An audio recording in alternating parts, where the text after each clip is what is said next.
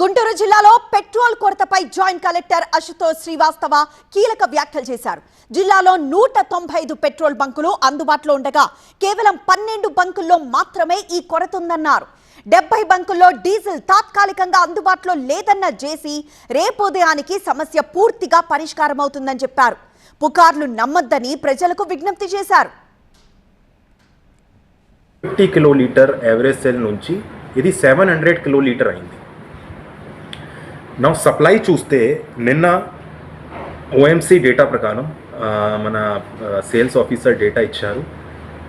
వారు almost 810 కిలోలీటర్ diesel supply చేశారు నిన్న.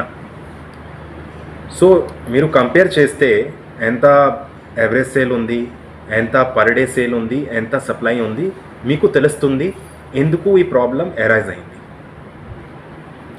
సో ఇది డీజిల్ కాదు, ఈవెన్ దిస్ ఎల్పిజి సిచ్యువేషన్ కూడా చూసాము. ఎల్పిజిలో కూడా సేమ్ సిచ్యువేషన్ వచ్చింది. మన దగ్గర స్టాక్ బాగానే ఉంది, సప్లై కూడా బాగానే వచ్చింది.